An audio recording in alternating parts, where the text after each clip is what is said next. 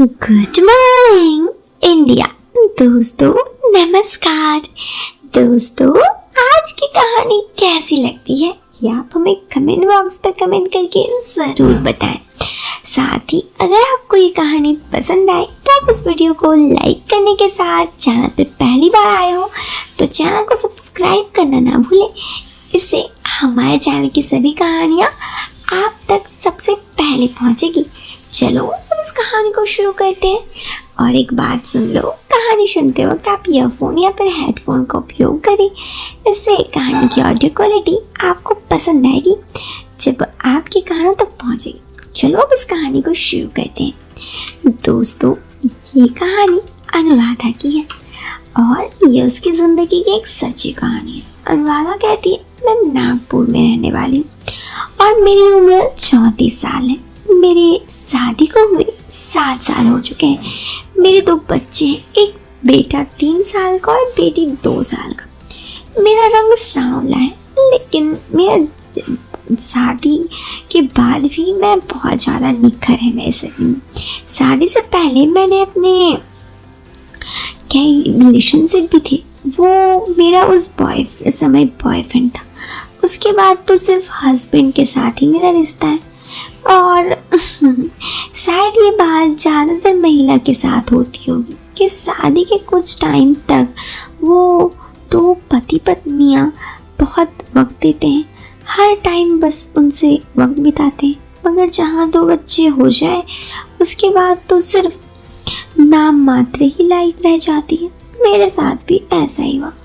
हमारे फैमिली में सिर्फ हस्बैंड के बड़े भाई भाभी हैं, वो भी अलग रहते हैं, इसलिए हम लोग बिना रोक टोक के हर जगह घूमते हैं। मगर बच्चे होने के बाद लाइफ थोड़ी बोरिंग हो गई।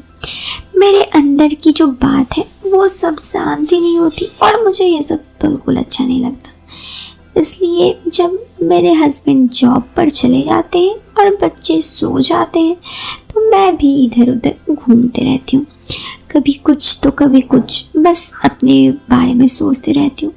शायद इसलिए नतीजा ये हुआ कि मैं उनके बाहों में चली गई। ये सब कैसे हुआ वही सब तो मैं बता रही हूँ। मेरे ये हस्बैंड के बड़े भाई की उम्र 38 साल है। वो दिखने में औसत कटकातिक है। उनका पेट हल्का सा निकला हुआ है। उनकी खासियत यह है कि वो किसी को भी अपने बातों से फंसा लेते हैं। शायद इसलिए उनके बाहर इतने चक्कर चल रहे होते हैं। मैं उन्हें भाई साहब बोलती हूँ। ये बात 1 साल पहले की है। भाई साहब का डिवोर्स हो रहा था, जिस कारण भाई साहब बाहर मुंह मारा करते, जिसका पता उनकी वाइफ को पता चल गया था। मेरी जेठानी स्वभाव की बहुत अच्छी थी। उन्होंने भाई साहब को पहले भी कई बार पकड़ा था मगर अपने बच्चों के खातिर माफ़ कर दिया। लेकिन जब भाई साहब अपनी हरकतों से बाज नहीं आए तो उन्होंने डाइवोर्स ले लिया। भाई साहब पर इस बात का कोई असर नहीं था, वो वैसे ही अय्यासी करते। एक रात मेरे पति के पास कॉल आया कि भाई साहब का एक्सीडेंट हो गया। मेरे पति और मैं बहुत डर गए। मेरे पति तुरंत हॉस्पिटल गए तो देखा कि भाई साहब के हाथ और पैर में प्लास्टर लगा हुआ था और सर पर पट्टी थी। 2 दिन के बाद भाई साहब को होश आया। तब पता चला कि भाई साहब की आंखें भी चली गई, उन्हें दिखाई नहीं दे रही। भाई साहब ये जानते ही रोने लगे। तब उन्हें मेरा हस्बैंड ने संभाला। 1 महीने बाद भाई साहब घर आ गए। कुछ छोटी मोटी चोटों में प्लास्टर अब भी थी। अब भाई साहब हमारे साथ ही रहने लगे। भाई साहब का सारा टाइम बस कमरे पे ही रहकर बीतने लगा। वो कमरे पे अकेले रोते रहते। मैं और मेरे हस्बैंड उनकी बहुत समझाते मगर आंखों की रोशनी जाने के बाद इतना गहरा था कि उन्हें संभालने में काफ़ी वक्त लग गया।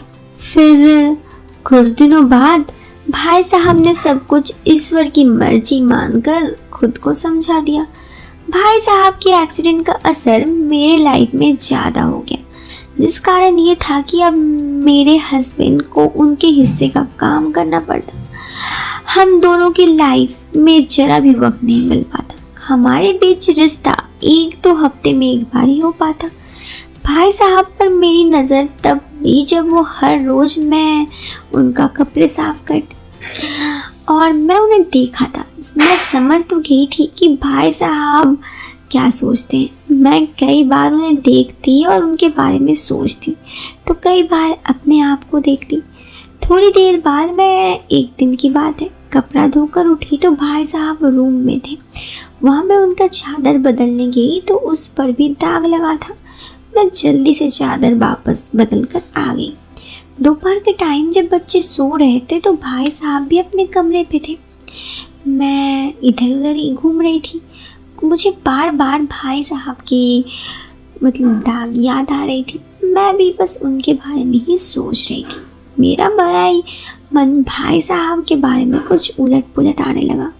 मैंने खुद को दरवाजे के अंदर लॉक करके हल्के से घुमा और मैं अंदर घुस गई। मैंने देखा तो भाई साहब सो रहे थे। उस वक्त मैं उन्हें देख कर ही बस सोच रही थी। भाई साहब के सामने मैं देख रही थी बस उन्हें। कुछ देर बाद मैं उन्हें देख ही रही थी। कुछ दिनों तक मैं भाई साहब पर नज़र रखती, मगर मैंने उन्हें कुछ ऐसे करते नहीं देखा। अब जब मैं उन्हें चादर बदलती तो मैं उनके दाग देखती। मैं हमेशा बस सूंघ लेती। एक दिन भाग्य ने मेरे साथ दिया। मैं दोपहर को खाना लगाकर भाई साहब को बुलाने गई तो मैं चुपचाप उनके रूम गई। भाई साहब रूम में नहीं थे। तभी मैंने देखा टॉयलेट पर थे। मैं घर में आकर अपने कमरे में टॉयलेट अटैच था। जब मैंने देखा तो भाई साहब को देखकर मैं थोड़ा सा ये हो गई। बस मैं उन्हें देख ही रही थी। थोड़ी देर बाद मैंने उन्हें सब कुछ नोट किया।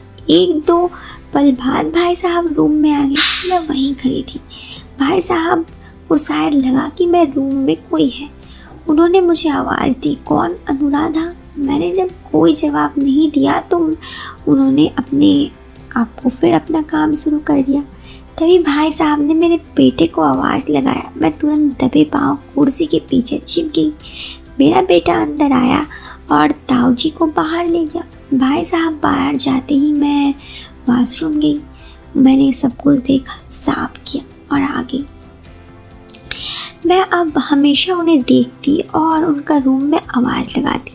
दरवाज़ा भिराने की आवाज़ हो गई। भाई साहब आवाज़ सुनकर बोले, अनुराधा क्या तुम मेरे कमरे पे हो? मेरे मुंह से आवाज़ नहीं निकली।